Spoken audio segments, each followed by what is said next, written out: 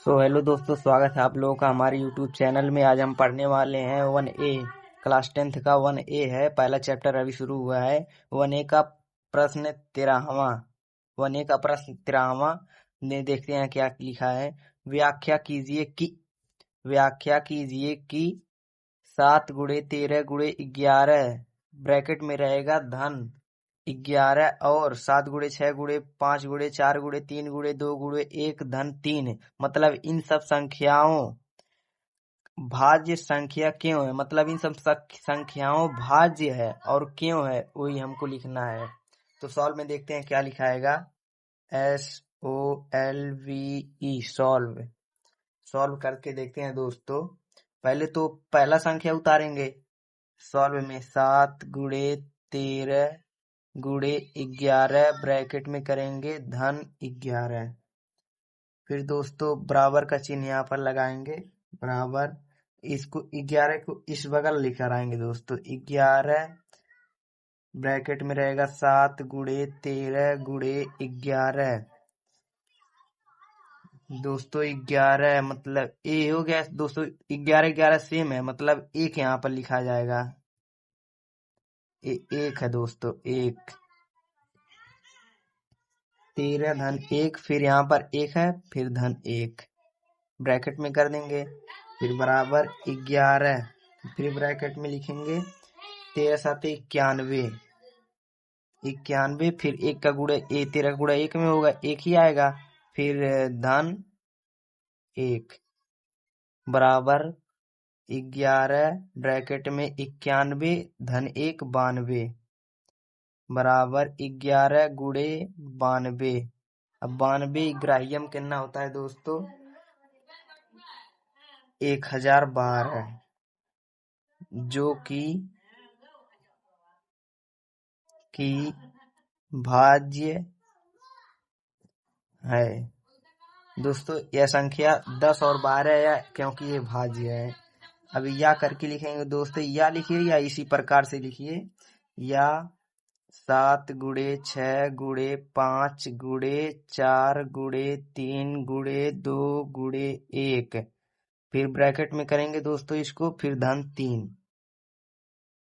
फिर 3 को बाहर लाएंगे, जैसे इसी प्रकार सॉल्व कर रहे हैं दोस्तों। 3 को बाहर लाएंगे, 3 ब्रैकेट में 7 गुणे 6 गुणे 5 गुणे 4 गुणे, यहाँ 3 है, 3 एक अन्नम 3, 1 आ गया 1 गुणे 2 गुणे 1, फिर 1, फिर धन 3 एक अन्नम 3 1 ब्रैकेट में करेंगे दोस्तों। फिर 3 गुणा करिएगा दोस्तों, इन सबका गुणा करेंगे तो आएगा हमारा 1680। फिर धन 1 गुणा करके चेक कर लीजिएगा, ये सब सॉल्व सही है दोस्तों। अब 1680 में 1 जोड़ेंगे, 3 गुणे 1681। फिर बराबर करके लिखेंगे 1681 या तिया, इन सबका 3 बार गुणा करना है तो दोस्तों आएगा 50 43।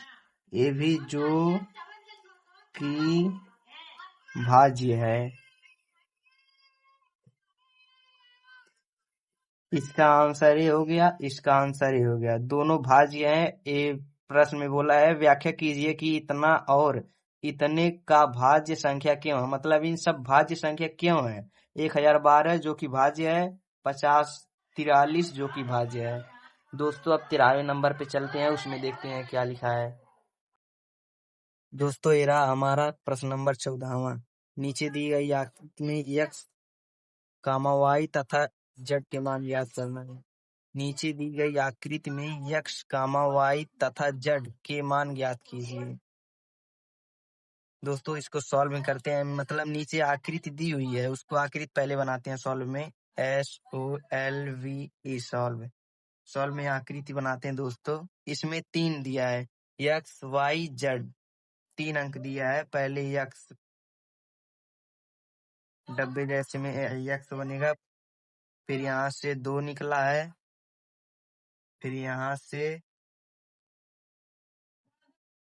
33 81 बड़ा अंक है दोस्तों। अच्छे से आप लोग देखिएगा।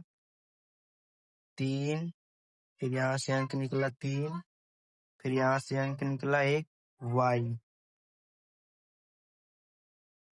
अब फिर यहाँ से निकला एक अंक 7, फिर यहाँ से एक अंक निकला 161, ये 161 है। अब फिर यहाँ से एक अंक निकला 7, डब्बे में रहेगा। फिर यहाँ से एक अंक निकला z। दोस्तों ये डिफिकल्ट है लेकिन इजी है सॉल्व करने में। देखते हैं, पहले यक्स का मान निकालेंगे दोस्तों। यक्स बराबर 2 गुणे 33 81 बराबर, इसका गुणा 2 में करिएगा, आएगा 67 62। ये हमारा आंसर आ गया दोस्तों, 67 62 यक्स का मान हो गया। फिर y का मान निकालते हैं दोस्तों। y बराबर, यहाँ पर देखते हैं, y बराबर 7, इसको लेंगे दोस्तों। यक्स का मान इसमें किए, फिर y का मान इसमें करेंगे दोस्तों। y का मान देखते हैं, 7 गुणे 161 बराबर 161 का गुणा 7 बार पढ़िएगा, इसका होगा 11 27। गुणा करके चेक कर लिएगा दोस्तों, क्योंकि हम डायरेक्ट कर दे रहे हैं, उतना पता है। ये y का मान हो गया। फिर z का मान निकालते हैं। z बराबर, z को इसमें होगा ना ये, तो z बराबर 7 गुणे z, ये हो गया 7 गुणे z बराबर 161। ये इसमें 100, इसमें होगा 161।